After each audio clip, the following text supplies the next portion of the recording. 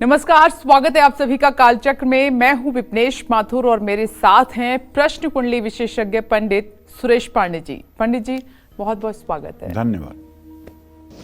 क्या शुभ मुहूर्त ना होने से टल रहे हैं आपके काम? शुभ मुहूर्त ना मिले तो कब करें जरूरी काम? आज पंडित जी के साथ होगी शुभ मुहूर्त की बात, सिर्फ कालचक्र में।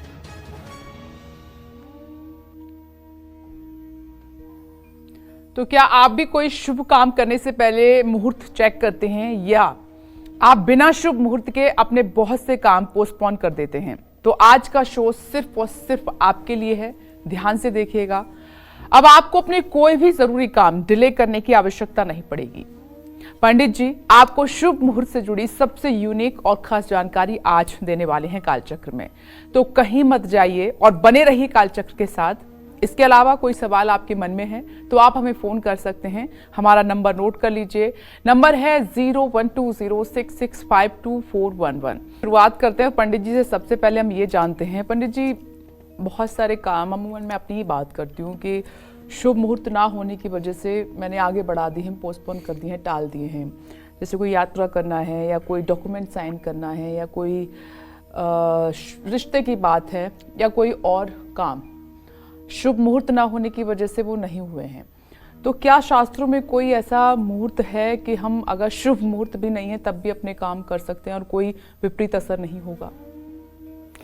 देखो विपनेश, पहले तो ये समझना चाहिए कि आखिर सनातन धर्म में ये मुहूर्त का प्रपंच क्यों आया। अगर मुहूर्त का प्रपंच न हो तो बैंकट हाल आराम से मिल जाएंगे, ज्यादा पैसे नहीं देने पड़ेंगे जी। 365 दिन शादियां हो सकती हैं। मुंडन के कार्यक्रम में इतनी भीड़ होती है तीर्थों में, वो भीड़ कम हो जाएगी। समय से जनेऊ जो चाहे वो करवा सकते हैं, जब जो चाहे गृह प्रवेश कर ले, जब जो चाहे गृहारंभ कर ले। आखिर मुहूर्तों की जरूरत क्या पड़ी? आखिर इन मुहूर्तों का हमारे मानव जीवन से संबंध कहाँ बनता है? क्या एक ऐसे ही एक परंपरा बना दी गई है, या इसका कुछ हमारे जीवन से लेना देना भी है? इन विषयों पर वही व्यक्ति चिंतन कर सकता है जिस व्यक्ति ने स्वर शास्त्र को पढ़ा हो जी। स्वर क्या? ईश्वर ही ईश्वर है। ये जो हम श्वास लेते हैं और छोड़ते हैं, इसको स्वर कहते हैं, और ये स्वर ही ईश्वर है। स्वर शास्त्र में लिखा गया है कि कोई व्यक्ति जब प्रातःकाल सूर्योदय के समय सो करके उठता है तो उसके कौन से नासिका से श्वास चल रही होगी ये निश्चित है पहले से, और फिर 54 मिनट बाद किस नासिका से श्वास चलेगी, फिर उसके बाद कैसे चलेगी, फिर उसके बाद कैसे चलेगी, इसका एक कार्यक्रम पूरे 24 घंटे का निर्धारित है जी। ठीक है। अब इस स्वर में भी 5 तत्व चलते हैं। जैसे पंच तत्व से इस शरीर का निर्माण हुआ है, उसी तरह से वो 5 तत्व ये एक ही स्वर में चलते हैं। अष्टांगुलम वहेद्वायु रनिलम चतुरांगुलम। जब हमारी श्वास की गति 8 अंगुल तक नीचे आती है तो ये वायु तत्व होता है।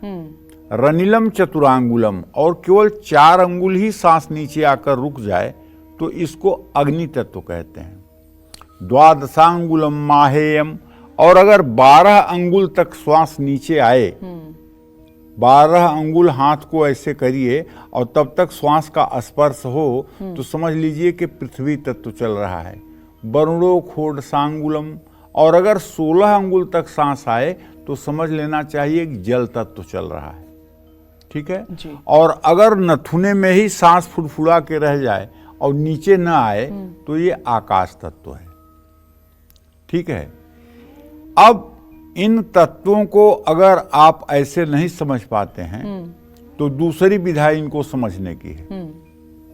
आप अपने कानों में अंगूठा डाल दीजिए, दोनों अंगूठे डाल दीजिए, तर्जनी उंगली के आंख के कोने पर लगा दीजिए और पूरी सांस को भर लीजिए, और सांस को भर करके सांस को रोकिए और यहाँ पर ध्यान दीजिए, भ्रिकुटी पर ध्यान दीजिए।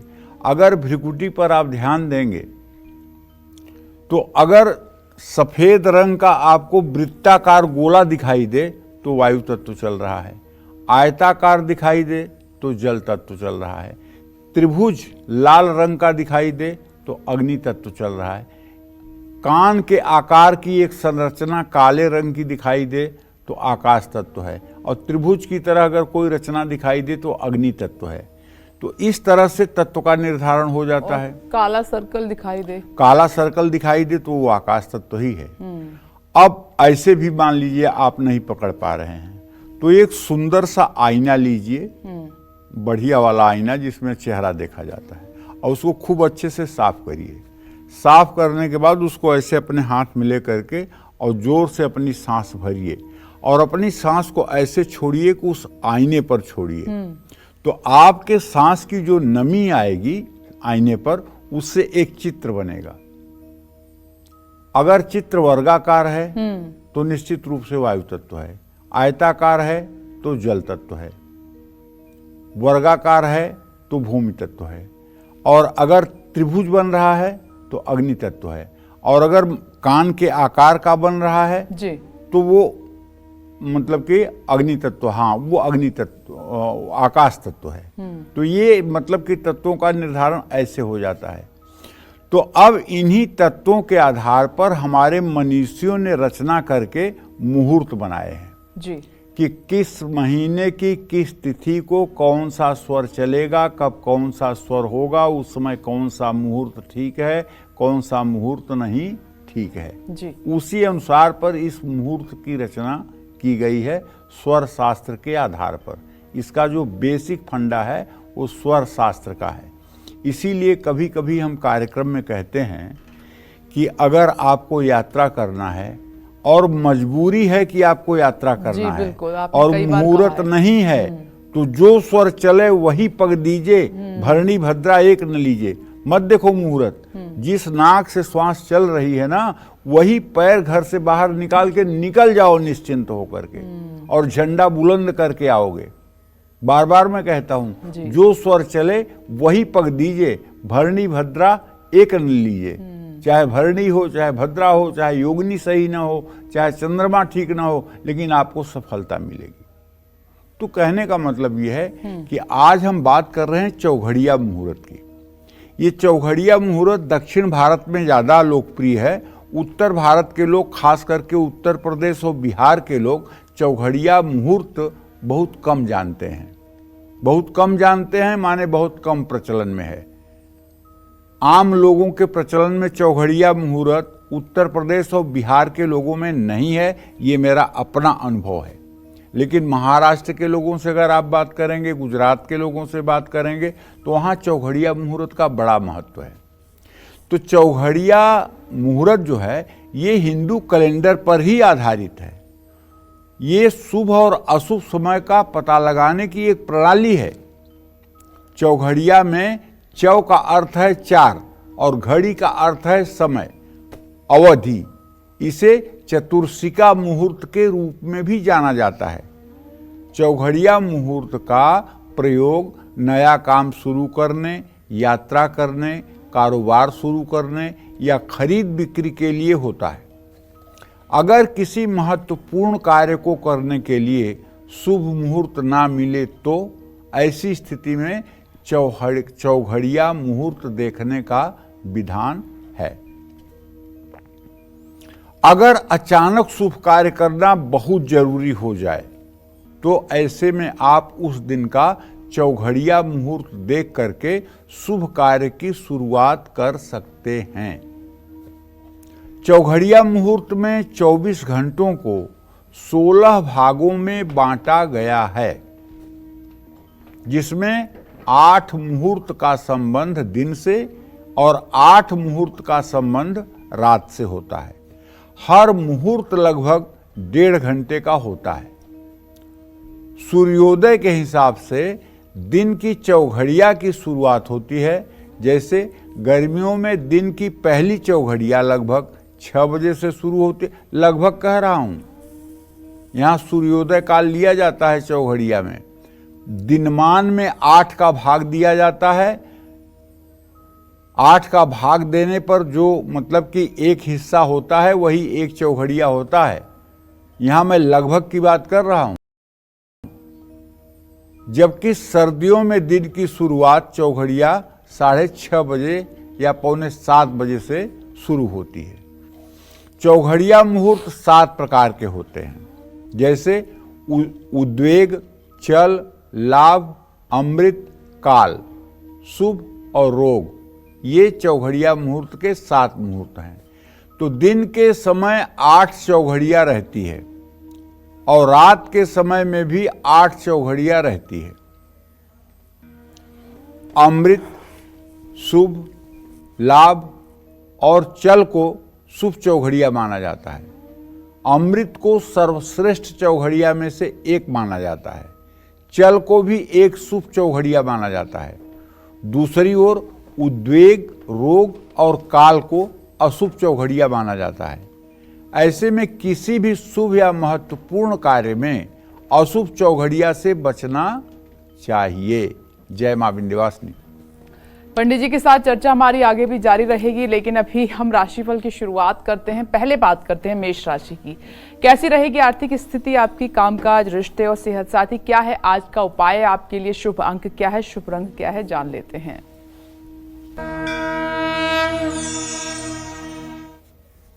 देखिए, मेष राशि के जातकों को बताना चाहूंगा कि भाई, आपके ग्रह गोचर को अगर देखा जाए तो आपके द्वितीय भाव में बृहस्पति, तृतीय भाव में चंद्रमा, चतुर्थ भाव में मंगल।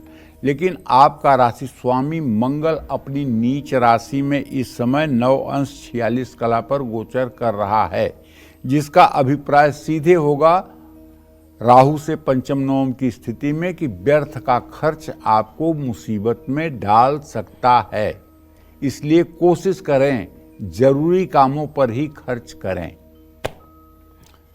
मैं आज आपसे ये कहना चाहता हूं कि ग्रहों की स्थिति को देखते हुए अगर किसी नए काम की आज शुरुआत करना चाहते हैं और वो न करने पर ज़्यादा नुकसान न हो तो आज किसी नए काम का शुरुआत ना करें।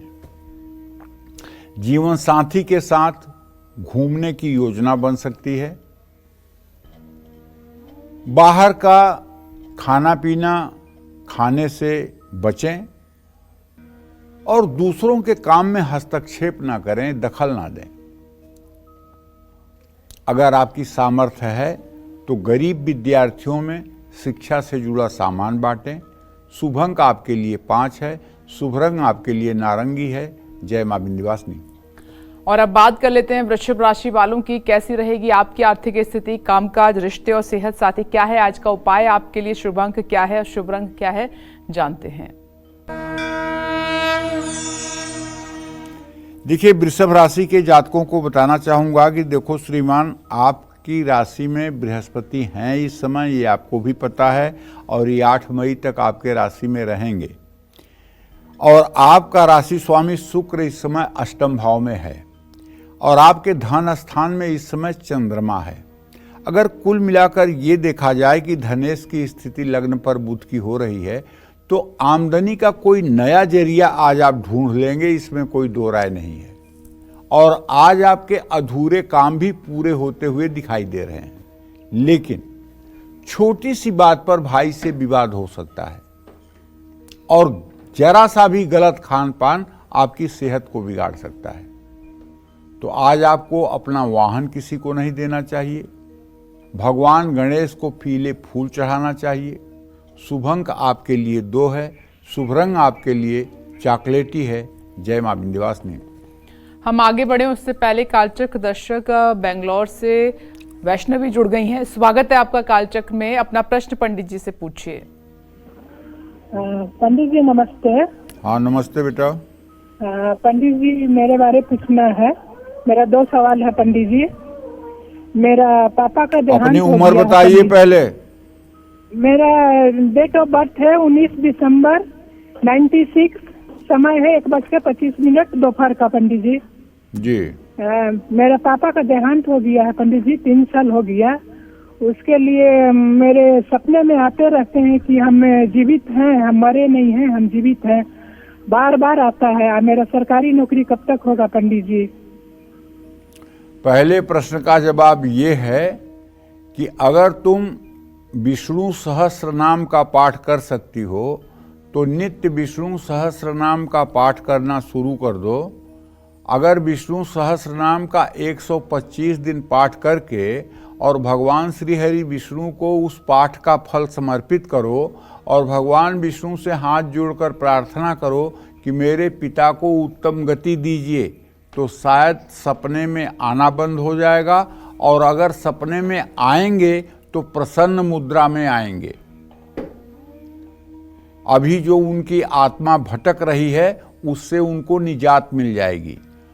और अगर 125 दिन करने के बाद भी सपने नहीं बंद होते हैं तो इस पाठ को आगे भी कंटिन्यू करना चाहिए। ये इसलिए कह रहा हूं कि आप कोई सिद्ध साधक तो हैं नहीं, आप तो अभी एक सामान्य गृहस्थ महिला हैं। तो ऐसे में अगर आप अपने इस कार्यक्रम को आगे तक बढ़ाएंगी तो उसका लाभ आपको मिलेगा। जहां तक देखो वैष्णवी नौकरी का प्रश्न है तो शनि और शुक्र की स्थिति तृतीय एकादश है। जरा सा जोर लगाओ बेटा, नौकरी तुम्हारे सामने खड़ी है, जरा सा जोर लगाने की जरूरत है, ज़्यादा मतलब कि मेहनत करने की जरूरत नहीं है। बस अपने मन को शांत करके और थोड़ा सा प्रयास करो तो मुझे विश्वास है कि ज़्यादा से ज़्यादा जनवरी से 15 फरवरी तक तुम्हें नौकरी मिल ही जाएगी। जय मां विंध्यवासिनी। पंडित जी के साथ अपनी चर्चा को आगे बढ़ाएं उससे पहले आपके लिए ज़रूरी जानकारी है, ये हम आपको पहले ही सूचित कर रहे हैं कि कल का कालचक्र जितने भी हमारे कालचक्र के दर्शक हैं उनके नाम रहेगा। आप जानते हैं कि समय की पाबंदी होती है, इसलिए आपके सभी सवाल, आपके फ़ोन कॉल्स, आपके ईमेल हम नहीं ले पाते हैं। तो हफ्ते में अब एक दिन आपके नाम होगा। तो कल का कालचक्र आपके नाम है, मत भूलिएगा देखना। और जो भी आपके सवाल होंगे, जो भी परेशानी होगी, पूरे 1 घंटे पंडित जी आपके सभी सवालों के जवाब देंगे, आपकी समस्याओं का समाधान करेंगे। तो कल का कालचक्र रहेगा कालचक्र दर्शकों के नाम। अब अपनी चर्चा को आगे बढ़ाते हैं। पंडित जी ने चौखड़िया मुहूर्त की बात की है, तो अगला सवाल पंडित जी यही है कि क्या जितने भी चौखड़िया मुहूर्त होते हैं वो सभी शुभ होते हैं? नहीं, मैंने शुरू में ही बताया कि 4 चौघड़िया जो है वो शुभ है और 3 चौघड़िया अशुभ है। ठीक है, तो जिसमें मतलब कि अमृत चौघड़िया सबसे ज्यादा अच्छी है। हर दिन की शुरुआत की चौघड़िया उस दिन के प्रतिनिधि ग्रह के हिसाब से अलग अलग होती है। जैसे रविवार सूर्य प्रधान दिन है तो रविवार की सुबह की शुरुआत उद्वेग चौघड़िया से होती है। सोमवार चंद्र प्रधान दिन है, इस दिन की शुरुआत अमृत चौघड़िया से होती है। मंगलवार का प्रतिनिधि ग्रह मंगल है, इस दिन की शुरुआत रोग चौघड़िया से होती है। बुधवार बुध प्रधान दिन है, इस दिन की शुरुआत लाभ चौघड़िया से होती है। गुरुवार गुरु ग्रह प्रधान है, इसकी शुरुआत शुभ चौघड़िया से होती है। शुक्रवार शुक्र ग्रह प्रधान दिन है, इसकी शुरुआत चर चौघड़िया से होती है। शनिवार शनि ग्रह प्रधान दिन है, इसकी शुरुआत में काल चौघड़िया रहती है। तो इस तरह से चौघड़िया का विधान है। तो देखिए चौखड़िया मुहूर्त के बारे में पंडित जी आपको विस्तार से बता रहे हैं, ध्यान से सुनिएगा। अभी हम मिथुन राशि की जल्दी से बात कर लेते हैं कि आज का दिन आपके लिए कैसा रहने वाला है, जानते हैं। मिथुन राशि के जातकों को बताना चाहूंगा कि आज आपके राशि में चंद्रदेव का प्रवेश हुआ है। चंद्रमा आपके राशि में है और आपका राशि स्वामी आपके राशि से 6ठे भाव में रोग शत्रु के स्थान में है। लेकिन आपका धनेश चंद्रमा चूंकि आपके राशि में है, इसलिए ग्रहों की विपरीत स्थिति के बावजूद भी धन की आवाजाही सामान्य रहेगी, ना बहुत अच्छी ना बहुत खराब। और यदि आप नौकरी करते हैं और मिथुन राशि के जातक हैं तो पक्का मान के चलिए कि आपके स्थान परिवर्तन का योग बन रहा है। अगर आप ज्यादा गुस्सा करते हैं या ज्यादा चिड़चिड़ापन आपके अंदर है, मैं आपसे हाथ जोड़ के रिक्वेस्ट करूंगा, ये रिश्तों को बिगाड़ सकता है। इसलिए जब आपको गुस्सा आए तो अपना दांत भींच करके मन में ही 5 बार सीताराम सीताराम बोलिए। दांत में दर्द की समस्या हो सकती है, संकोच में आकर के किसी को उधार न दें, पैसा फंस सकता है। काले कुत्ते को रोटी खिलाएं। शुभ अंक आपके लिए 6 है। शुभ रंग आपके लिए नेवी ब्लू है। जय मां विंध्यवासिनी। और अब बात करते हैं कर्क राशि की, कैसा रहेगा आज का पूरा दिन, आइए जानते हैं।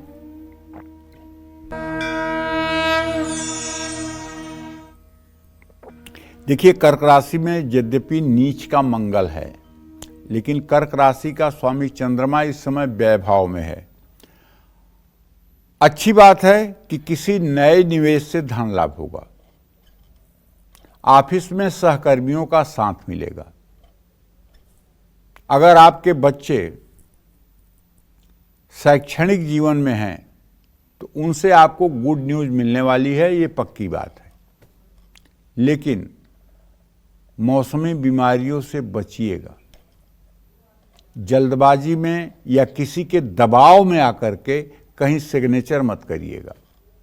बहते जल में नारियल प्रवाहित करिएगा। शुभ अंक आपके लिए 2 है। शुभ रंग आपके लिए क्रीम है।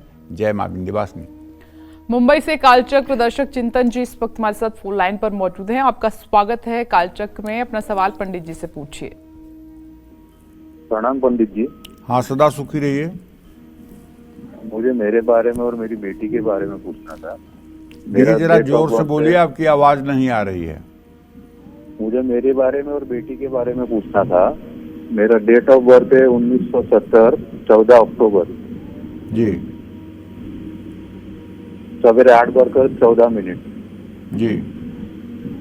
हाँ, मेरे 3-4 महीने से थोड़ी तबीयत ठीक नहीं रहती। बार बार डॉक्टरों के चक्कर काटने पड़ते हैं और एंजाइटी और घबराहट जैसा होता है। हाँ, और मैं कोई बिजनेस कर सकता हूँ। और देखिए, मेरी बेटी के बारे में पूछता था, उसका जॉब नहीं लग रहा है। किसके बारे में? बेटी के बारे में। अच्छा, पहले प्रश्न का 28 उत्तर दिसंबर है। हाँ जी, उसका डेट ऑफ बर्थ है 28 दिसंबर 1994। अच्छा अच्छा। और आपका नाम क्या है? चिंतन शाह। हाँ, तो चिंतन जी, पहले आपके प्रश्न का उत्तर ये देता हूं कि देखिए, जुलाई 2024 से आपको भयंकर एंजाइटी की समस्या हो रही है। नकारात्मक विचारों से आप घिरे हुए हैं, जिसके कारण आपको कुछ न अच्छा लग रहा है और न कुछ आपको मतलब कि सुहा रहा है। केवल तनाव तनाव तनाव, निराशा। मैं आपको एक उपाय बताता हूँ। मैं ये नहीं कह रहा हूँ कि दवाइयाँ बंद कर दीजिएगा या दवा मत खाइएगा या मेडिसिन मत लीजिएगा, मैं नहीं मना कर रहा हूँ। लेकिन जो उपाय मैं आपको बता रहा हूँ, ये उपाय अगर आप करना शुरू कर देंगे तो आप विश्वास करिए 24 दिनों के अंदर आप अपने ज़िंदगी में परिवर्तन देखेंगे। ये उपाय ये करना है कि कोशिश करके सूर्योदय के समय उठ जाइए, नहा करके तैयार हो जाइए सूर्योदय के समय, और साफ हल्के रंग के कपड़े पहन करके तांबे के लोटे में जल लेकर के उसमें थोड़ी सी रोली, चावल, फूल डाल करके 3 बार में सूर्य को अर्घ दीजिए। ओम ब्रह्म स्वरूपिणे सूर्य नारायणाय नमः कहते हुए, और उसके बाद अपने घर के पूजा स्थान में आकर पूरब मुंह खड़े होकर दोनों हाथों को एकदम पूरा ऊपर उठाइए और हंसते हुए 24 बार गायत्री मंत्र बोलिए। ओम भूर्भुवः स्वः तत्सवितुर्वरेण्यं भर्गो देवस्य धीमहि धियो जो नः प्रचोदयात्। ऐसे 24 बार हंसते हुए आप गायत्री मंत्र बोलिए। ये उपाय 24 दिन लगातार करिए। एंजाइटी आपके जीवन से सदा सर्वदा के लिए दूर हो जाएगी। और अगर ये नियम आपने अपने पूरे जीवन में उतार लिया, पूरे जीवन के अपने कार्यक्रम में इसको सम्मिलित कर लिया आपने, तो आप मानिए कि आप दुनिया की एंजाइटी ठीक कर देंगे। आपकी एंजाइटी तो ठीक ही हो जाएगी, क्योंकि गायत्री छंदसाम मातेत, गायत्री वेदों की माता है। ये आपके 7 चक्रों को एक्टिवेट करेगी और आपकी 72,000 नस नाड़ियाँ जो हैं वो सकारात्मक रूप से सक्रिय हो जाएंगी। तो आप बिल्कुल चिंता मत करिए, ये उपाय करिए।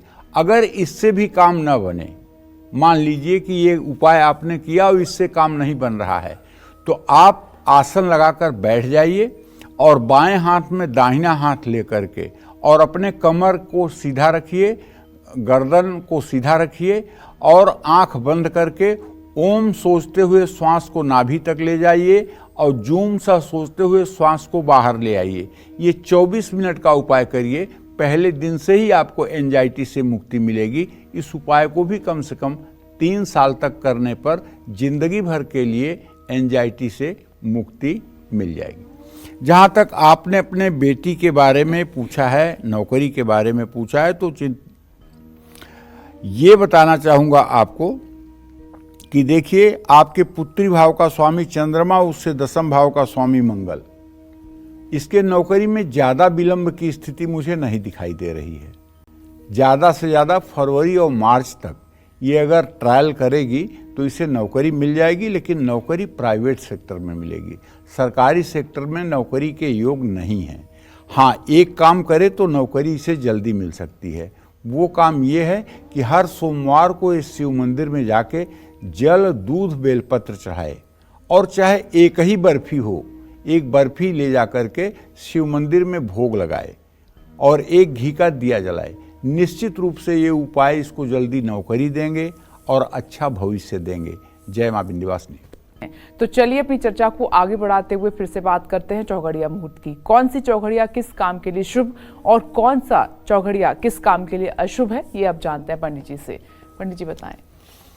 देखिए, अब मैं आपको विस्तार से बताता हूं कि कौन सी चौघड़िया किस काम के लिए शुभ है और कौन सी चौघड़िया अशुभ है। उद्वेग चौघड़िया को हर काम के लिए अशुभ माना जाता है, लेकिन इस चौघड़िया में महत्वपूर्ण सरकारी काम किए जा सकते हैं। चर चौघड़िया शुभ और चंचल है, इसलिए ये चौघड़िया यात्रा के लिए बहुत अच्छी मानी जाती है। लाभ चौघड़िया बहुत शुभ मानी जाती है। लाभ चौघड़िया में शिक्षा से जुड़े सभी महत्वपूर्ण काम किए जा सकते हैं। लाभ चौघड़िया नया कारोबार शुरू करने और कोई एग्रीमेंट साइन करने या नई साझेदारी करने के लिए बहुत शुभ है, इसमें कोई संशय नहीं है। हाँ, एक बात जरूर आप लोगों के लिए एक सूचना है, अभी विपनेश ने बताया, मैं बता रहा हूँ। आप लोगों की एक आम शिकायत रहती है, लेकिन पंडित जी फ़ोन तो नहीं लगता, हम तो 10 साल से लगा रहे हैं, फ़ोन नहीं लगता। तो कालचक्र की टीम ने डिसाइड किया है कि सप्ताह में एक दिन हम सिर्फ और सिर्फ आपके टेलीफोन कॉल से ही रिसीव करेंगे और उनका उत्तर देंगे। उससे क्या होगा, हम ये तो नहीं कह सकते कि जितने हमारे दर्शक हैं सबका फ़ोन लग जाएगा, लेकिन ज़्यादा से ज़्यादा लोगों का लग जाएगा। ठीक है, केवल राशिफल बताएंगे और आप लोगों का फ़ोन कॉल्स लेंगे और आपको संतुष्टि के लायक जवाब देंगे। इसलिए कल का जो कालचक्र है वो अपने आप में निश्चित रूप से बेजोड़ है, क्योंकि कल आप प्रश्न करेंगे और आप सभी से आग्रह है कि उलझे हुए रिश्तों के बारे में प्रश्न न पूछें। जैसे आप पूछते हैं ना, मेरे मौसी के बेटे का भाई है, मेरे बुआ के नाती है, ऐसे प्रश्नों का जवाब प्रश्न कुंडली से सटीक नहीं होता।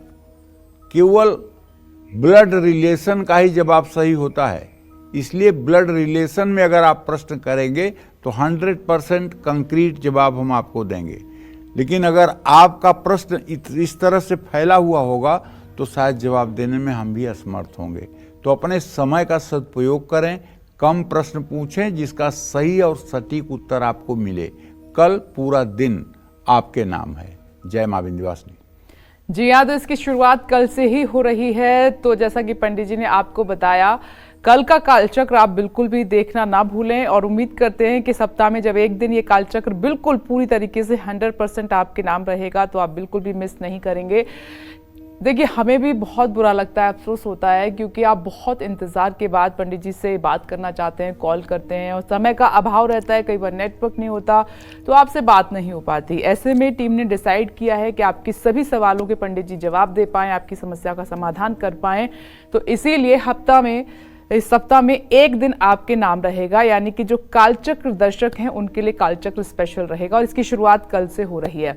लेकिन दो इंपॉर्टेंट बात, एक तो पंडित जी ने आपको बता दी कि आप उलझा हुआ सवाल ना पूछें, दूसरा श्योर कर लें कि आप नेटवर्क में हैं, तीसरा जब भी आप प्रश्न करें तो आप टीवी का वॉल्यूम कम कर लें ताकि बिना किसी रुकावट के आपका सवाल पंडित जी सुन सकें और उत्तर दे सकें। चलिए हम आगे बढ़ते हैं, सिंह राशि की बात कर लेते हैं और सिंह राशि वाले जातकों का दिन कैसा रहेगा ये जानते हैं। सिंह राशि के जातकों को बताना चाहूंगा कि अब तो थोड़ा सा आपकी ग्रह स्थिति बदली है। आपका राशि स्वामी सूर्य अपनी नीच राशि से निकल करके अब तो वो वृश्चिक राशि में आ गया है, चतुर्थ भाव में आ गया है और बुध के साथ है। तो बुध द्वितीयेश माने धनेश है और धनेश लग्नेश का यदि युति बन रही है केंद्र में तो इसका मतलब पैसे का आगमन होगा जोरदार तरीके से और सेविंग्स भी हो पाएगी। लेकिन एक बात जो मैं देख पा रहा हूं, दशम का बृहस्पति आपके ऊपर वर्कलोड बढ़ा देगा, काम का बोझ बढ़ जाएगा। घर में अतिथियों का, मेहमानों का आगमन हो सकता है और अगर आप पहले से त्वचा संबंधी बीमारी से परेशान हैं तो ये स्किन की समस्या बढ़ सकती है। किसी भी तरह से किसी लालच में आकर के ऑनलाइन स्कैम से बचें। छोटी कन्याओं को कपड़े दान करें। शुभ अंक आपके लिए 5 है, शुभ रंग आपके लिए मैरून है। जय मां विंध्यवासिनी। अब हम आगे बढ़ते हैं, किस मुहूर्त में आपको रिश्ते की बात करनी चाहिए, किस मुहूर्त में आपको कोई भी शुभ काम बिल्कुल नहीं करना चाहिए, आइए पंडित जी से जान लेते हैं। पंडित जी, अमूमन तो लोग ध्यान रखते हैं बट कई बार नहीं समझ में आता कि किस मुहूर्त में बात करें और कौन सा अशुभ मुहूर्त है जिसमें बिल्कुल भी आपको शुभ बात नहीं करनी है, शुभ काम नहीं करना है। देखो, अमृत चौघड़िया सर्वश्रेष्ठ चौघड़िया मानी जाती है। अमृत चौघड़िया हर तरह के कार्य करने के लिए शुभ है। अमृत चौघड़िया में शुरू किया हर काम सकारात्मक फल देता है। अमृत चौघड़िया में रिश्ते की बात करना या काम से संबंधित योजनाएं बनाना शुभ होता है। अमृत चौघड़िया में पूर्व दिशा की यात्रा करना अशुभ मानी जाती है। शनि एक कुग्रह है और इसके अंदर काल चौघड़िया आती है। काल चौघड़िया को अशुभ माना जाता है। काल चौघड़िया में कोई भी शुभ कार्य नहीं किया जाना चाहिए। कभी कभी इस चौघड़िया में आर्थिक कार्य किए जा सकते हैं। लोहे या तेल से संबंधित काम भी काल चौघड़िया में किया जा सकता है। जय मां विंध्यवासिनी। कन्या राशि की बात कर लेते हैं। कन्या राशि वालों का आज दिन कैसा रहेगा? आपकी आर्थिक स्थिति की हम बात कर रहे हैं, कामकाज, रिश्ते और सेहत, और साथ ही आज का उपाय क्या है, शुभ अंक क्या है, शुभ रंग क्या है, जानते हैं आपके लिए। देखिए, अब कन्या राशि के जातकों को बताना चाहूंगा कि आपका राशि स्वामी बुध इस समय वृश्चिक राशि में स्थित है और व्यय सूर्य के साथ स्थित है। इसका सीधा मतलब आपकी जेब पर असर पड़ रहा है। खर्चा बढ़ेगा और धनहानि भी हो सकती है। आपकी थोड़ी सी भी लापरवाही आपको पैसे का नुकसान करा सकती है। अगर कोई सरकार से रिलेटेड आपका काम है वो पूरा होगा। पारिवारिक उलझनें कम होंगी। अगर आपकी उम्र 55-56 साल से ज़्यादा है और आप घुटनों के दर्द से परेशान हैं तो आपको सावधानी बरतनी चाहिए। किसी नई योजना में जल्दबाजी में निवेश नहीं करना चाहिए। किसी देवी मंदिर में घी का दीप प्रज्वलित करना चाहिए। शुभ अंक आपके लिए 4 है। शुभ रंग आपके लिए केसरिया है। जय मां विंध्यवासिनी। और आप में से बहुत सारे लोग ऐसे होंगे जो नया कारोबार शुरू करना चाहते हैं या कोई यात्रा करना चाहते हैं, तो कौन सा मुहूर्त आपके लिए शुभ साबित हो सकता है, आइए पंडित जी से ये जान लेते हैं। पंडित जी, ये दोनों ही चीज़ें कॉमन हैं। अभी जितने भी दर्शक हमें सुन रहे हैं, आपको सुन रहे हैं, उसमें से बहुत सारे लोग अपना न्यू बिजनेस स्टार्ट करना चाहते हैं या कोई स्टार्टअप, दूसरा वेकेशन के लिए लोग जाते ही हैं, तो कौन सा शुभ मुहूर्त रहेगा? देखो, शुभ चौघड़िया जो 7 चौघड़िया में से एक शुभ चौघड़िया है, ये मंगलकारी होती है। शुभ चौघड़िया में शादी से जुड़े काम करना बहुत शुभ होता है। नया कारोबार शुरू करने और अपने सपनों की यात्रा शुरू करने के लिए शुभ है। मंगल क्रूर और अनिष्टकारी ग्रह है। इसकी चौघड़िया रोग चौघड़िया है। रोग चौघड़िया में कोई भी शुभ कार्य नहीं किया जाना चाहिए, लेकिन इसमें युद्ध या अपने विरोधियों को हराने से जुड़ी योजनाएं बनाने के लिए ये चौघड़िया शुभ मानी जाती है। जय मां विंध्यवासिनी। चौघड़िया मुहूर्त जो है बहुत महत्वपूर्ण है, उनमें कौन सा सबसे ज्यादा शुभ है पंडित जी आपको बता रहे हैं। अमृत चौघड़िया की पंडित जी आपने बात की, सबसे ज्यादा शुभ माना जाता है, इसमें कोई भी कार्य कर सकते हैं। आगे भी हमारी चर्चा पंडित जी के साथ जारी रहेगी, लेकिन अभी हम तुला राशि की जल्दी से बात कर लेते हैं कि आज का दिन आपका कैसे रहने वाला है, जानते हैं। तुला राशि के जातकों को बताना चाहूंगा कि आपका राशि स्वामी शुक्र इस समय धनु राशि में 13 अंश 22 कला पर गोचर कर रहा है। ऐसे में भाई अगर देखा जाए तो आपके व्यय भाव में जो केतु बैठा हुआ है, ये कह रहा है केतु, और आपके 9वें भाव में बैठा हुआ चंद्रमा इस बात का संकेत कर रहा है कि अगर आप कोई यात्रा आज करने वाले हैं तो यात्रा में आपका कोई कीमती सामान छूट सकता है, धन हानि हो सकती है। इसलिए अगर यात्रा कर रहे हैं तो पूरा अलर्ट होकर करें। नौकरी में बदलाव के लिए समय बहुत अच्छा है। अगर आप थोड़ा सा धैर्य रखें, हर बात पर प्रतिक्रिया न दें, तो बिगड़े हुए रिश्तों में भी सुधार आ जाएगा। आंखों से संबंधी कोई समस्या हो सकती है। जल्दबाजी में कोई प्रॉपर्टी ना खरीदें। माता पिता का आशीर्वाद लें। शुभ अंक आपके लिए 9 है। शुभ रंग आपके लिए फिरोजी है। जय मां विंध्यवासिनी। चलिए अपने डिस्कशन को, इस चर्चा को आगे बढ़ाते हुए बात करते हैं चौघड़िया का। अगर कोई पंचांग देखे या ऑनलाइन भी देखे तो कभी कभी किसी किसी चौघड़िया के सामने वार बेला, काल बेला या काल रात्रि लिखा होता है। ये क्या है और इसका प्रभाव क्या होता है, आइए जानते हैं पंडित जी। पंडित जी, इसका क्या मतलब है? देखो, ऐसा है, ज्योतिष है अथाह समुद्र। ज्योतिष जो है वो अथाह समुद्र है और इसमें बहुत सी चीजें हैं।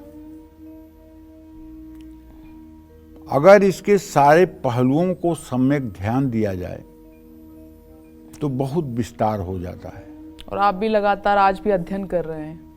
हाँ, और अभी लगता है कि जैसे किनारे पर तैर रहे हैं। अभी ऐसा लगता है, अध्ययन करने के बाद ईमानदारी से कहूँ तो ऐसा लगता है कि जैसे अभी समुद्र के किनारे किनारे में टहल रहे हैं, मतलब अभी मझधार में जाने की स्थिति ही नहीं आई है।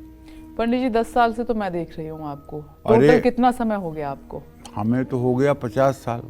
14 साल की उम्र से कर रहा हूँ, तो 50 से 51 साल ज्योतिष करते हुए हो गया। और पढ़ तो रहा हूँ, चाहे ज्योतिष कम किया है कम उम्र में, लेकिन पढ़ाई कभी बंद नहीं हुई।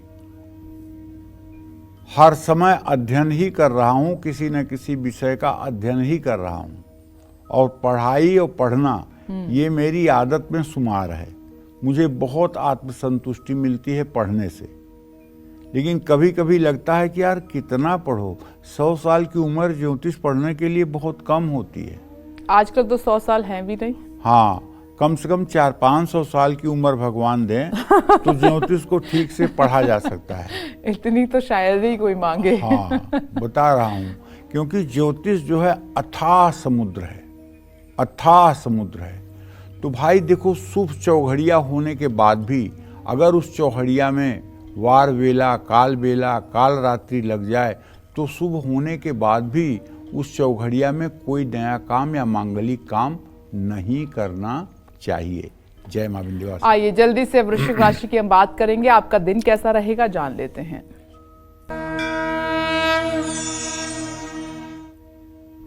देखिए, वृश्चिक राशि के जातकों को बताना चाहूँगा कि आपके राशि में इस समय बुधादित्य योग बना हुआ है, लेकिन आपका राशि स्वामी मंगल इस समय अपनी नीच राशि में और भाग्य स्थान में स्थित है।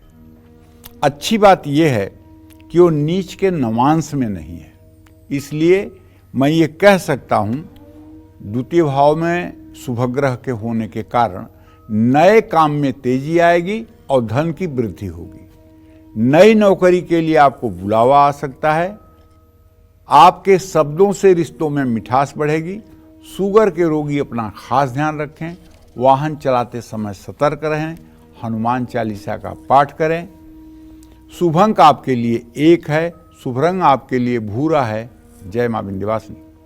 आइए पंडित जी सब ये जानते हैं कि मुहूर्त और चौघड़िया में अंतर क्या है। पंडित जी बताइए। देखो, ऐसा है, मुहूर्त चिंतामणि में विवाह प्रकरण में पहला श्लोक है, भार्या त्रिवर्ग कर्णम शुभशील युक्ता शीलम शुभम भवति लग्न वसेन तस्या तस्माद् विवाह समये परिचिन्त्यते ही तन्निघ्नताम उपगता सुतशील धर्मा। मतलब उत्तम दाम्पत्य जीवन के लिए, पुत्र पौत्र के सुख के लिए, धन धान्य की वृद्धि के लिए, अखंड सौभाग्य के लिए मुहूर्त का विचार किया जाता है। तो भाई, मुहूर्त ग्रहों की स्थिति पर आधारित होता है। जिस दिन कोई भी शुभ मुहूर्त नहीं होता है, उस दिन की शुभ चौघड़िया में शुभ कार्य किए जा सकते हैं। इसका इतना ही प्रयोजन है। जय मां विंध्यवासिनी। तो पंडित जी से अब मैं मुहूर्त से जुड़े ही सवाल कुछ पूछने वाली हूँ। चलिए जल्दी से एक एक करके पूछ लेते हैं। पंडित जी, छोटे छोटे सवाल है, मैं चाहती हूँ जल्दी जल्दी आप इनका जवाब दें। एक तो ये कि दिन और रात में से शुभ क्या है? दिन शुभ होता है। दिन और रात के 30 मुहूर्त में सबसे शुभ मुहूर्त कौन सा होता है? दिन और रात के मुहूर्त में सबसे शुभ मुहूर्त जो होता है वो ब्रह्म मुहूर्त होता है। ब्रह्म मुहूर्त सुबह 4 बजे से सूर्योदय तक होता है। कृष्ण और शुक्ल पक्ष में से कौन सा शुभ है? शुक्ल पक्ष। सबसे श्रेष्ठ संक्रांति कौन सी है? मकर संक्रांति। तो देखिए, ये भी महत्वपूर्ण सवाल थे, पंडित जी ने जल्दी से इनका जवाब दे दिया है। और जो पंडित जी आपको आज बता रहे हैं उसको आप ध्यान से सुनिएगा और इन्हीं शुभ मुहूर्त के हिसाब से अपने काम भी करिएगा। आइए अब धनु राशि की जल्दी से बात कर लेते हैं। आपका दिन कैसा रहने वाला है ये जानते हैं। देखिए, धनु राशि के जातकों को बताना चाहूंगा कि आज व्यर्थ का खर्च मुसीबत में डाल सकता है, क्योंकि आपके राशि स्वामी बृहस्पति की स्थिति अभी आपके राशि के लिए अनुकूल नहीं है। ऑफिस में आपको नई जिम्मेदारियां मिल सकती हैं, उससे जान मत चुराइएगा। बच्चों से जुड़ा शुभ समाचार मिलेगा। पीठ का दर्द थोड़ी देर के लिए परेशान कर सकता है। पड़ोसियों से विवाद न करें। पानी में गंगा जल डालकर स्नान करें। शुभ अंक आपके लिए 6 है। शुभ रंग आपके लिए बैगनी है। जय मां विंध्यवासिनी। और अब बात करेंगे मकर राशि की। जान लेते हैं कि आज आपका भाग्य कितना मजबूत है।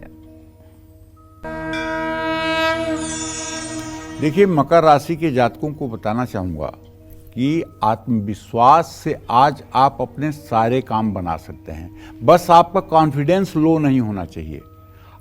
अपना काम आप किसी दूसरे के भरोसे पर अगर छोड़ रहे हैं तो शायद जिंदगी की सबसे बड़ी भूल कर रहे हैं।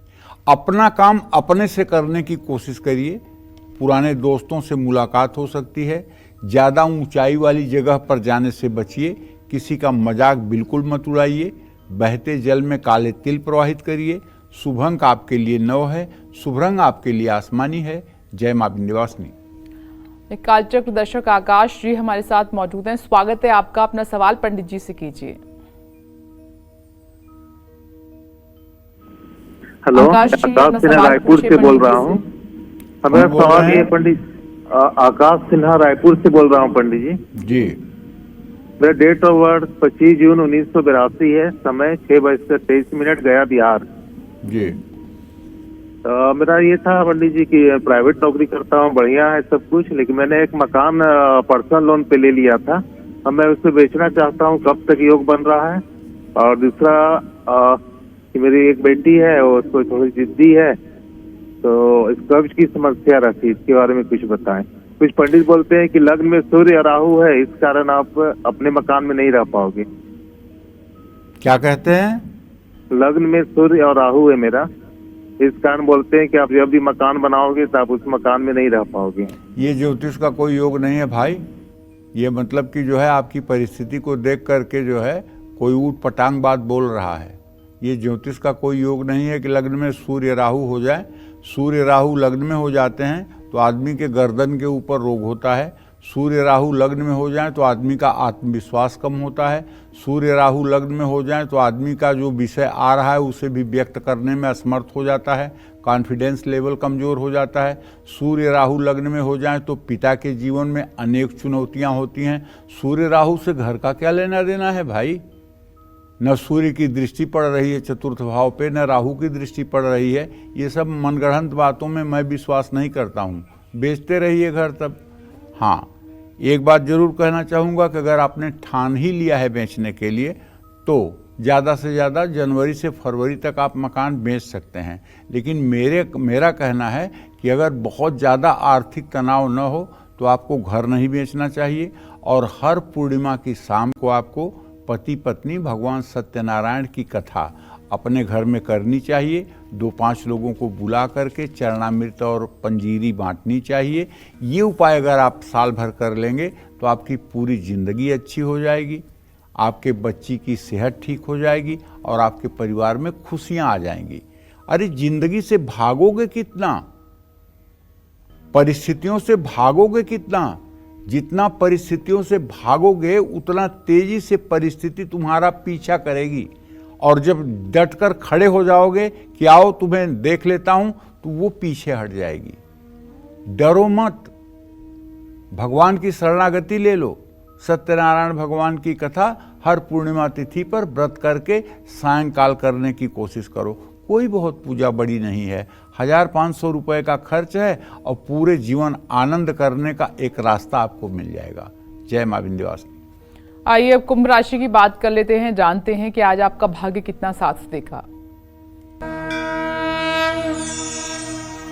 कारोबारी डील में धन हानि हो सकती है। आज नया काम शुरू ना करें।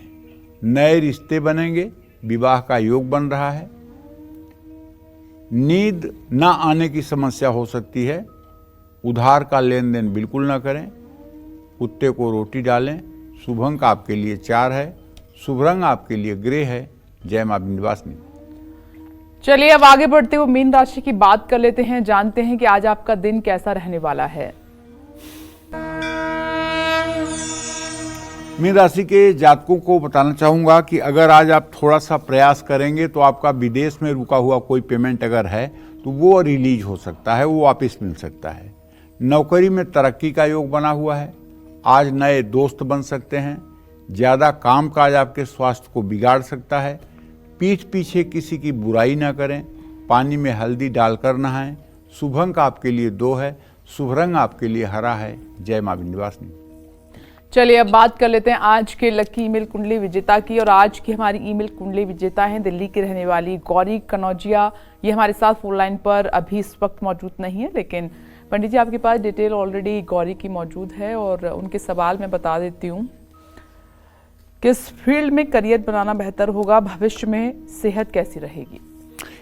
गौरी, पहली बात तो ये कि तुम कर्क लग्न में पैदा हुई हो और तुम मंगली हो, इस बात को ध्यान रखना। करियर की जहाँ तक बात है तो आपको एसएससी के लिए ट्रायल करना चाहिए। छोटी प्रशासनिक सेवा की नौकरी का योग आपकी जन्म कुंडली में बना हुआ है।